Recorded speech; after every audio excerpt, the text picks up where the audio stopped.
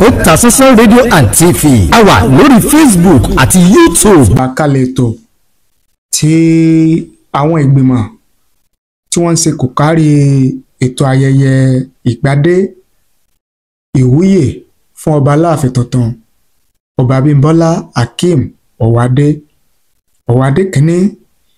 Kí ni àwọn ètò àlàkalẹ̀ ètò tí wọ́n ti là kalẹ̀ láti jẹ́ pé kí ayẹyẹ ìwúyè yẹn, ayẹyẹ ìgbádé, kí ó lè lọ bó ṣe tọ́ àti bó ṣe yẹ, kó lè dùn, kó lè lárinrin. Tẹ́ ẹ bá gbàgbé, tẹ́ ẹ bá rántí wípé a ti sọ fún yín wípé ọjọ́ 5 oṣù kẹrin ọdún tá a wà yìí ó ní ọjọ́ ayẹyẹ ìgbádé gangan, ayẹyẹ ìwúyè gangan, léyìí tí ọ̀pọ̀lọpọ̀ àwọn èèyàn, ọ̀gọ̀rọ̀ àwọn èèyàn lóríkun mẹ́rẹ̀ẹ̀rin àgbáláyé tí wọ́n ti péjú pésẹ̀ sí Ọ̀yọ́ Aláàfin láti bá kábíyèsí ikú bàbá yèyé ọba Abímbọ́lá Akeem Ọ̀wádé Aláàfin tuntun, láti bá wọn yọ̀, láti bá wọn dúpẹ́ bí ọba Èdùmàrè bó ṣe kà wọ́n yẹ,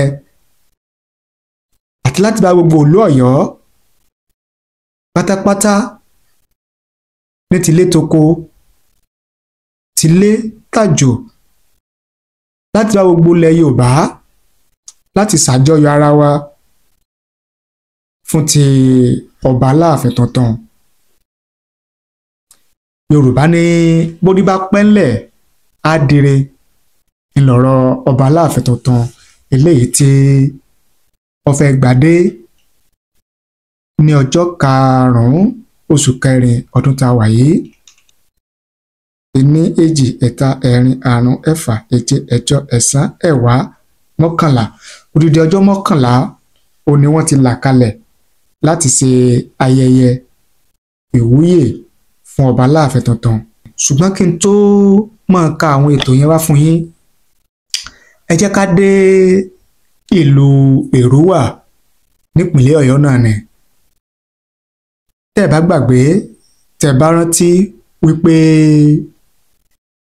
láìpẹ́ yìí ó ní gómìnà Olúwaṣèyí Mákindé, gómìnà ìpínlẹ̀ Ọ̀yọ́, ló gbé ọ̀pá àṣẹ àti ìwé ẹ̀rí fún ọba Samuel Adégbọlá gẹ́gẹ́ bí Elérúwà ti ìlú Èrúwà lẹ́yìn ọdún 2019 tí wọn ò ti lọ́ba nílùú Èrúwà, tí orí ìtẹ́ Elérúwà ti ìlú Èrúwà tó ti ṣófo. Ṣùgbọ́n níta wá mú wá lónìí ó ní wípé àwọn ìdílé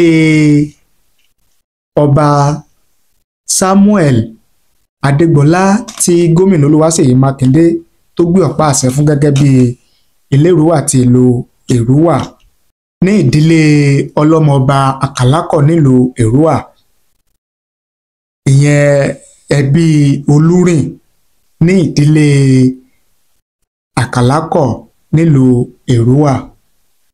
Wọ́n ti jáde, wọ́n ti sọ̀rọ̀, wọ́n ní gbogbo ara,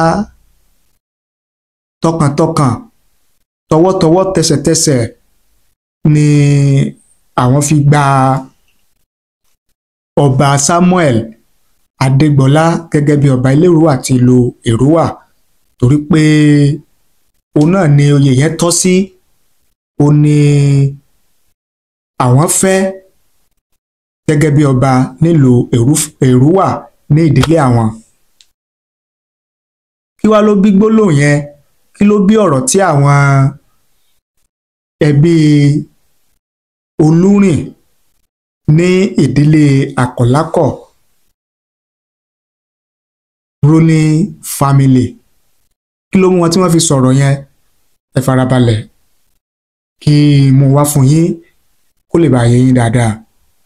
Ìdílé méjì náà ní jẹ Elérúwà àti ìlú Èrúwà nílùú Èrúwà, ìdílé Àkọ̀lákọ̀ àti ìdílé Ọláríbikúsí.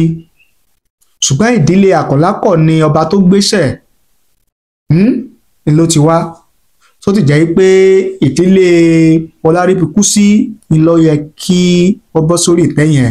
Ẹ bá rántí pé mo ti mú oríṣiríṣi ètò wá fún yín lórí ìkànnì yìí lórí tó jẹ mọ́ aáwọ̀ yẹn.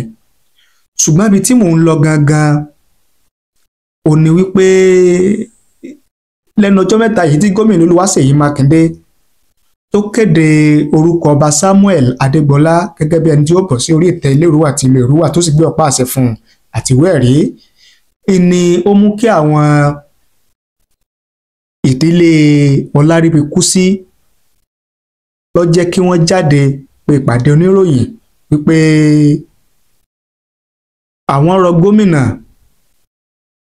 láti gba ọ̀pá àṣẹ àti ìwé ẹ̀rí tí ó gbé fún ọba Samuel Adégbọlá gẹ́gẹ́ bí ọba Elérúwà àti ìlú Èrúwà torí pé kìí sóun ni orí ìtẹ́ yẹn tọ́ sí, àti pé ìdájọ́ àbí ilé ẹjọ́ tó ga jùlọ lórílẹ̀‐èdè Nàìjíríà Supreme Court ó ti dájọ́ pé orí ìtẹ́ Elérúwà àti ìlú Èrúwà kò tọ́ sí ọba Samuel Adégbọlá, pé ìdílé àwọn ẹbí Ọláríbikúsí pé ní ó yẹ kó fi ọmọ yìí sílẹ̀ gẹ́gẹ́ bí ẹni tí ó bọ̀ sí orí ìtẹ́ Elérúwà àti ìlú Èrúwà. Àwọn làwọn wá rọ gómìnà o láti gba ìwé ẹ̀rí yẹn padà àti ọ̀pá àṣẹ yẹn lọ́wọ́ ọba Samuel Adégbọlá. Àìjẹ́ bẹ́ẹ̀ báwọn ó fi ọwọ́ òfin tọ́ ọ́. Tẹ́ bá sì rántí, tẹ́ bá gbàgbé pé lórí ìkànnì yìí mo mú fọ́nrán kan wá fún yín tó ti ṣàlàyé wúlẹ̀wúlẹ̀ bí ìṣẹ̀lẹ̀ yẹn ṣe bẹ̀rẹ̀ pẹ̀pẹ̀ àti bí ilé ẹjọ́ ṣe lé ọba Samuel Adégbọlá kúrò lórí ìtẹ́ ní ọdún 2019. Ṣé rántí? Ó ti wọ́n wà lórí ìkànnì yìí dáadáa, mo mú wá fún yín, kódà kò tí ì ju bí ọ̀sẹ̀ kan lọ. Tí àwọn ẹbí Àkàlákọ̀ táwọn náà sì dúró ti ẹbí Ọláríbikúsí pé lótìtọ́ àti lódodo ẹbí méjì, ìdílé méjì ló ń jẹ Elérúwà àti ìlú Èrúwà o, ìdílé Àkàlákọ̀ àti ìdílé Ọláríbikúsí, ṣùgbọ́n ìdílé Àkàlákọ̀ tí í ṣe tàwọn àwọn làwọn jẹ kúrò ńbẹ̀, tó sì jẹ́ pé ìdílé Ọláríbikúsí ló yẹ kí ọkàn. Ṣùgbọ́n bí ọba Samuel Adégbọlá yìí bó ṣe wá ní òun lòun ni òun ọ̀pọ̀ sórí ìtẹ́ Elérúwà àti ìlú Èrúwà, àti bí gómìnà Olúwaṣèyí Mákindé bó ṣe gbé ọ̀pá àṣẹ àti ìwé ẹ̀rí fún un gẹ́gẹ́ bí Elérúwà àti ìlú Èrúwà yìí pé kò tọ̀nà báwọn ò sì lọ́wọ́ sí i torí pé kì í ṣe ẹbí Àkọ̀lákọ̀ ló yẹ kó bọ́ síbẹ̀, tó sì jẹ́ pé inú ẹbí Àkọ̀lákọ̀ ni ọba Samuel Adégbọlá ló ti wá. n tá à ń rò tẹ́lẹ̀ ni pé pẹ̀lú jíjáde tí àwọn ẹbí Àkọ̀lákọ̀ jáde yẹn, ìyẹn ń fi múlẹ̀ wípé àwọn ẹbí Ọláríbikúsí wọ́n sì wà lójú ọ̀nà tó bá sì ń jà, tó bá ń béèrè fẹ́tọ̀ wọn, a jẹ́ pé n tó nítumọ̀ ẹ̀tọ́ wọn ni wọ́n ń béèrè fún, a jẹ́ pé wọ́n fi ọwọ́ ọlá gbá wọn lójú ni lóòótọ́ pẹ̀lú bí wọ́n ṣe kéde orúkọ ọba Samuel Adégbọlá yẹn. Ṣùgbọ́n ta tún wá gbọ́ yìí tí màá mú wá fún yín ni wípé àwọn ẹbí Olúrìn, àwọn ìdílé Olúrìn nínú ẹbí Àkàlákọ̀, àwọn náà wá ti jáde wípé àwọn faramọ́ o torí pé àwọn ni orí ìtẹ́ Elérúwà tọ́ sí, àwọn sì faramọ́ ọba Samuel Adégbọlá gẹ́gẹ́ bí ọba Elérúwà àti ìlú Èrúwà, léyìí tí ó sì ti ń tako ohun tá à ń gbọ́ tẹ́lẹ̀ láti ẹnu àwọn ẹbí Àkàlákọ̀. Kí ni wọ́n bá àwọn oníròyìn sọ? Ẹ jẹ́ ká mú wá fún yín, ìyẹn àwọn ìdílé Olúrìn nínú ẹbí Àkàlákọ̀, ẹ jẹ́ ká mú wá fún yín kí ẹ̀yin náà kẹ́ gbọ́.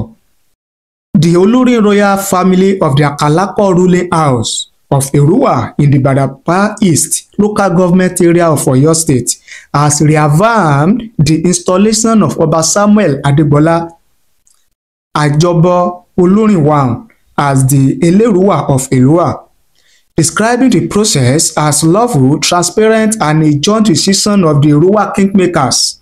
The head of Olorin royal family of Akalako ruling house, Chief Pade Babalola, disclosed this during a press briefing held in Èrúwà, the headquarters of the local government area, on Friday. The news reports that Larry Pikusi ruling house had on Wednesday, March 19, 2025, asked Governor Seyi Makinde to reverse the appointment of Oba Adegbola, threatening to seek legal redress in court.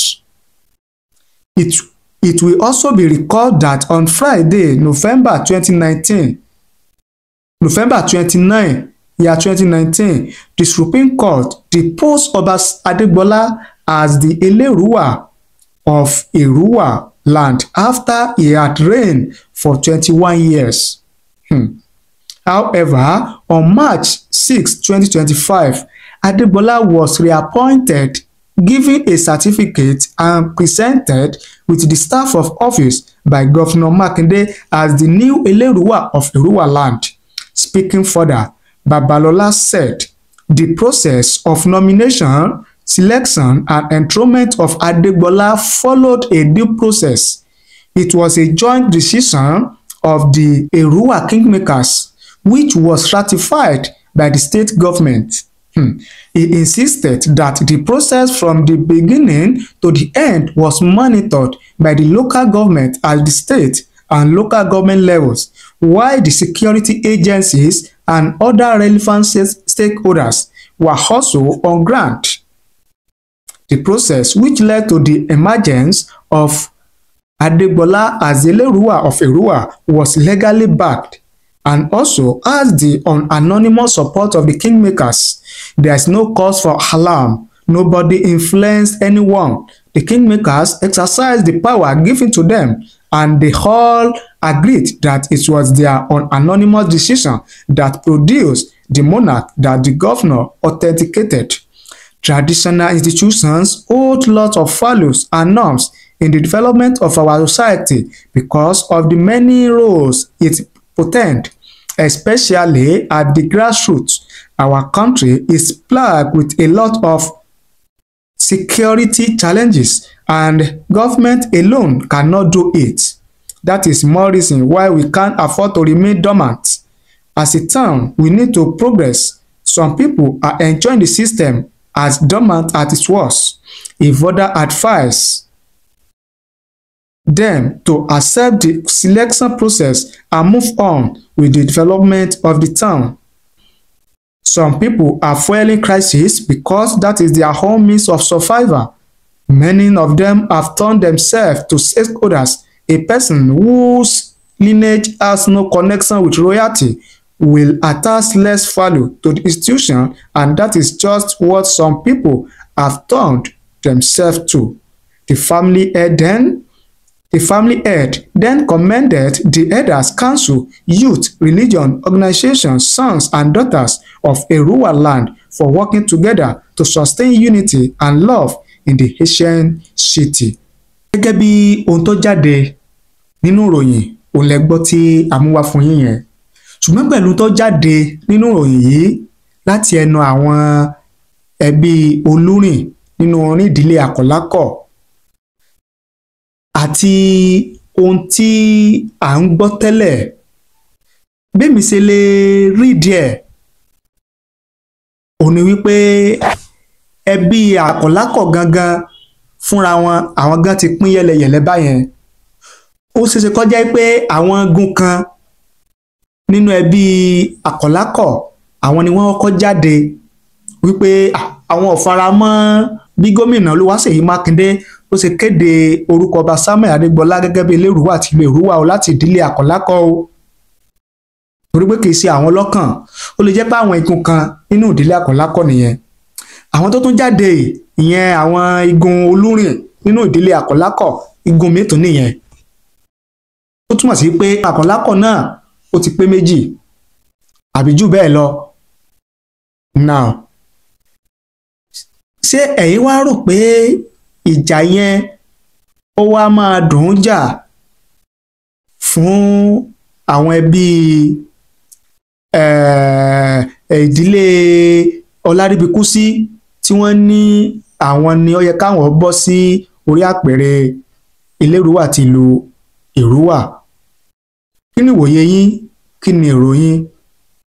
Àbí kí gan ni ẹ̀yin lérò pé gómìnà Olúwaṣèyí Mákindé, gómìnà ìpínlẹ̀ Ọ̀yọ́, kí ni ẹ̀yin lérò wípé wọ́n gbójúlé, wọ́n gbọ́kànlé tí wọ́n fi gbérù ìgbésẹ̀ yẹn? Ìgbésẹ̀ láti fi ọba Samuel Adégbọlá jẹ Ilé-Ìrúwà àti ìlú Ìrúwà lẹ́ni tó jẹ́ pé ilé ẹjọ́ tó ga jùlọ lórílẹ̀‐èdè Nàìjíríà tí wọ́n ti dájọ́ pé kó kù lórí ìtẹ́, pé kì í ṣe òun ní orí ìtẹ́ Ilé-Ìrúwà àti ìlú Ìrúwà tọ́ sí. Kí lẹ lérò pé ó lè jẹ́ bí ìgboyà tàbí ìgbọ́kànlé, ìgbójúlé fún ìjọba ìpínlẹ̀ Ọ̀yọ́ láti gbérù ìgbésẹ̀ yẹn, láti gbé ọ̀pá àṣẹ àti ìwé ẹ̀rí fún ọba Samuel Adégbọlá kó máa jẹ Ilé-Ìrúwà àti ìlú Ìrúwà lọ? Ẹ fi èrò àti ìwòye tiyín ẹ fi ṣọwọ́ sí wa láàyè comment nísàlẹ̀ fídíò yìí. Á kà á sì ṣe àgbéyẹ̀wò rẹ̀, àti pé bí ìṣẹ̀lẹ̀ náà bá ṣe ń lọ á máa tẹ̀lé, á sì wá máa mú wá fún yín láti máa jẹ́ pé kí kẹ́yìn náà mọ bó ṣe ń lọ àti bó ṣe ń ṣẹlẹ̀ nílùú Ìrúwà. Ẹ ṣé bẹ́ẹ̀ ṣe ń wò wá, ẹ ṣé bẹ́ẹ̀ ṣe ń gbọ́ wa. Ojú tẹ́ fi ń wò wá kò ní fọ́, etí tẹ́ fi ń gbọ́ wa kò ní di láṣẹ Èdùmàrè. Ìbànújẹ́ ó kéré ni, ó tóbi ni, kò ní jẹ́ pín yín o. Ẹ bá ní pín, ẹ bá ní share rẹ̀ sórí àwọn social media platform yín tí ẹ bá ń lò kó lè káàkiri àgbáláyé. Ẹ sì má gbàgbé láti tan notification bell, ìyẹn aago rán mi létí, kẹ́ ẹ lè máa láǹfààní láti máa wò wá, láti máa gbọ́ wa lóòrèkóòrè tá a bá ti mú tuntun wá fún yín lórí ìkànnì wa. Ẹ ṣé o, àdúpẹ́, àmọrírì yín.